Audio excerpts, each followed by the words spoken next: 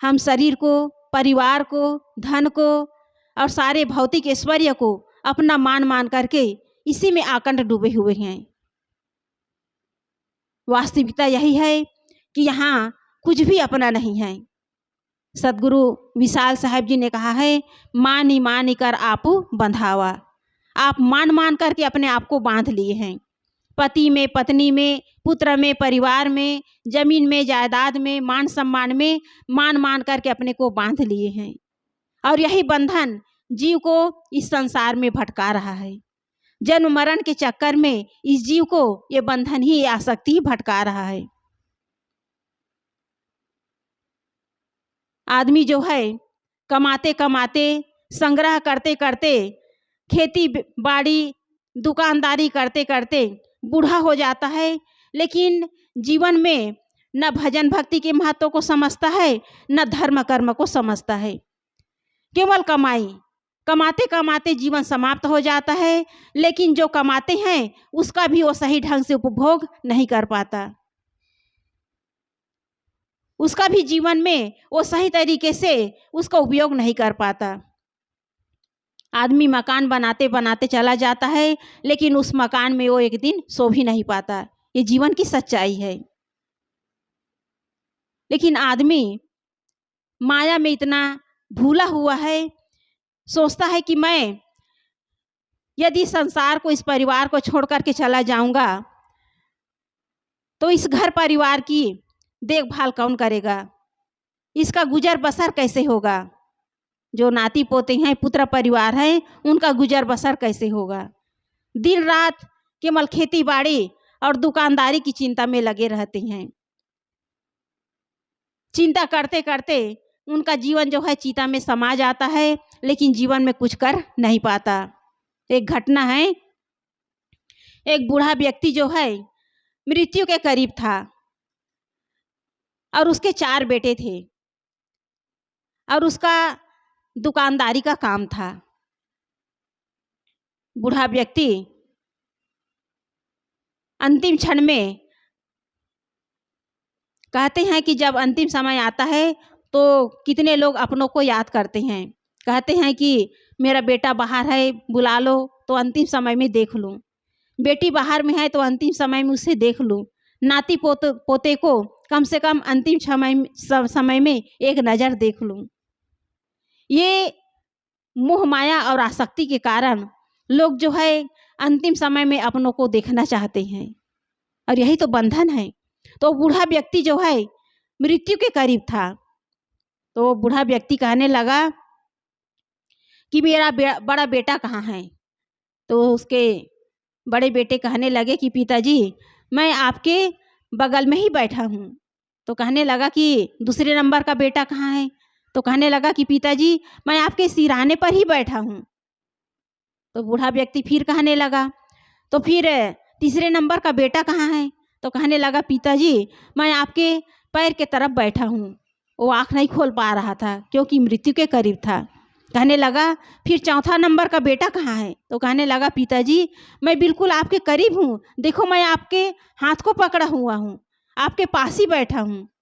तो बूढ़ा व्यक्ति कहने लगा मूर्खो, तुम चारों के चारों मेरे पास हो तो दुकान पे कौन है। बूढ़ा व्यक्ति कहने लगा चारों के चारों यहीं हो तो दुकान पे कौन है। मृत्यु के करीब है, लेकिन मोह माया में डूबे हुए हैं, आसक्ति में डूबे हुए हैं कि दुकानदारी कैसे चलेगी, घर कैसे चलेगा, जीवन गुजर कैसे होगा। उदाहरण के तौर पर बताते हैं, छिपकली कहती है कि मैं इस छत को संभाले हुए हूँ, यदि मैं यहाँ से हट जाऊँ तो छत गिर जाएगा। ये छिपकली कहती है। उसी प्रकार सबके अंदर उसी छिपकली की भांति अहंकार भरा हुआ है। मैं हूँ तब ये घर परिवार है, मैं हूँ तो घर परिवार चल रहा है। यदि मैं नहीं रहूँगा तो ये घर परिवार का गुजर बसर कैसे होगा। सब बिखर जाएगा, सब टूट जाएगा, सब छूट जाएगा। लेकिन कहा गया है किसी के गुजर जाने से किसी का गुजारा नहीं रुकता, सबका गुजर बसर होता है। लेकिन हम विचार नहीं करते, इसी कारण हम इस मोह माया में, इस संसार के जो आसक्ति है इसमें हम पड़े हुए हैं। तो हमें विचार करना चाहिए कि यहाँ कुछ भी अपना नहीं है, किसी पर भी हमारा अधिकार नहीं है, कुछ भी चीज़ स्थायी और एकरस रहने वाला नहीं है। लेकिन हम विचार नहीं कर पाते, इसी कारण मोह माया में डूब करके हम केवल अपने जीवन में दुखी पाते हैं, दुखी भोगते हैं। पता नहीं कहाँ कहाँ हम मोह माया करके कितना दुख भोग रहे हैं, कितना आंसू बहा रहे हैं, और अंतिम में कुछ भी हाथ आने वाला नहीं है। इसलिए ये धन संपत्ति, ये मोह माया, ये पुत्र परिवार कुछ भी साथ में जाने वाला नहीं है, सब यहीं छूट जाएगा।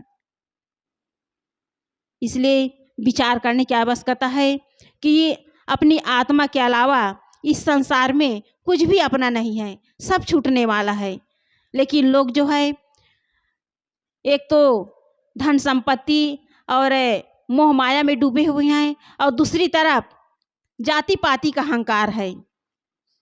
ये जाति पाति का अहंकार भी, ये भी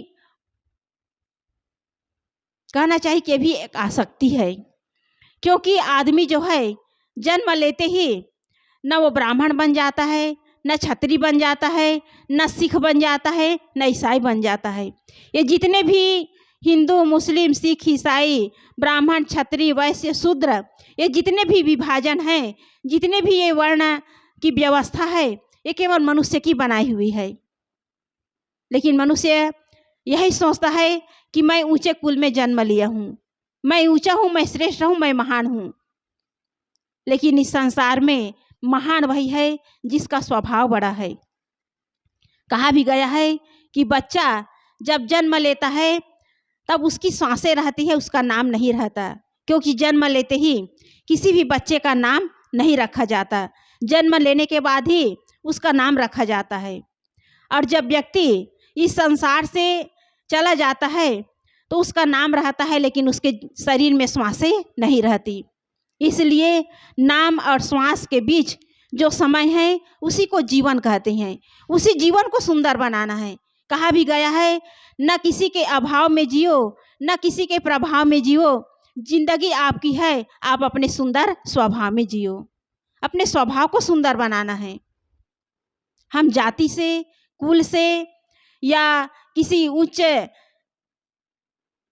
उच्च कुल में जन्म लेने से हम महान नहीं बनते, महान बनते हैं अपने सुंदर स्वभाव से। लेकिन लोगों के अंदर यही धारणा है कि हम ब्राह्मण हैं, हम द्विवेदी हैं, चतुर्वेदी हैं, शर्मा हैं, सांडिल्य हैं, हम उच्च कुल के हैं। यदि आप उच्च कुल के हैं तो आपके उच्च कुल होने का यही परिणाम होना चाहिए, यही परिमाप होना चाहिए कि आप सबके साथ मानवता का व्यवहार करें। आदमी जाति से ऊंचा नीचा भले हो जाए, लेकिन उसके अंदर प्रेम होना चाहिए, मानवता होनी चाहिए। यही है ऊंची सोच। आदमी के अंदर ऊंची सोच नहीं है, केवल जाति पाति और अनेक प्रकार के वर्णों में अपने आप को बांट लिए हैं। इन्हीं जाति पाति के कारण, इन्हीं वर्ण व्यवस्था के कारण आज लोग जो है एक दूसरे के साथ गलत व्यवहार कर रहे हैं, एक दूसरे को नीचा दिखाने का प्रयास कर रहे हैं। लेकिन सद्गुरु कहते हैं मानव मानव एक है, क्योंकि सबका जन्म एक समान होता है, सब एक समान इस संसार में जीवन यापन करते हैं, सब एक समान रोटी खाते हैं, सब एक समान ठंडी गर्मी और बरसात सबको एक समान लगती है। तो चाहिए कि हम जाति का अहंकार न करें। ये जाति का अहंकार केवल अपने पतन का ही कारण है। एक उदाहरण है, एक ब्राह्मण जो है शाम को घर आया, गर्मी का दिन था, शाम को घर आया, सुबह के निकले थे, जाते हैं कहीं कथा बाँचने के लिए, तो घर आए तो घर पहुंच करके पंडिताइन से कहने लगे कि बहुत जोर से प्यास लगी है, एक लोटा पानी ले आओ।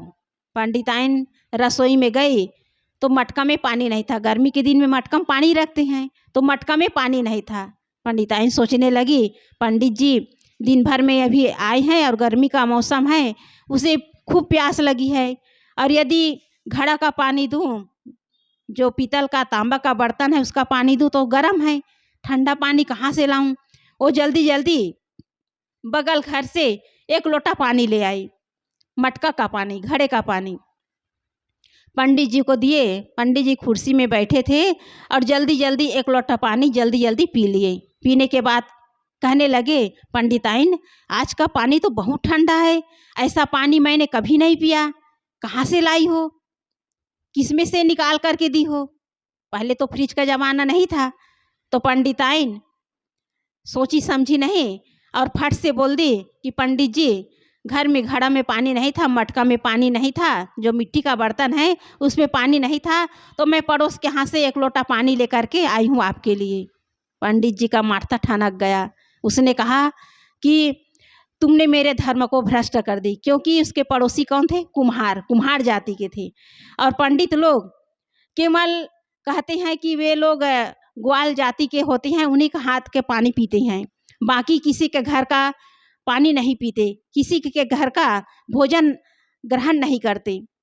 तो पंडित जी जो है आवेश में आ गए, बहुत गुस्सा हो गए, कहने लगे कि तूने मेरा धर्म भ्रष्ट कर दिया, कुम्हार के हाथ से पानी मुझे पिला दी। गुस्से में आया और हाथ में लोटा पकड़ा हुआ था, पंडिताइन के पैर पर वो पटक दिए। पंडिताइन भी गुस्सा आ गई, वो भी अंदर चली गई। पंडित जी भाई बैठे रहे। शाम तो हो गया था, 5 बज गए थे।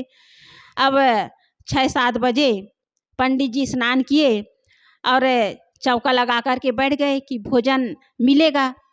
फिर आवाज़ दिए, बैठे बैठे 5 मिनट हो गए, 10 मिनट हो गए, भोजन लाए नहीं।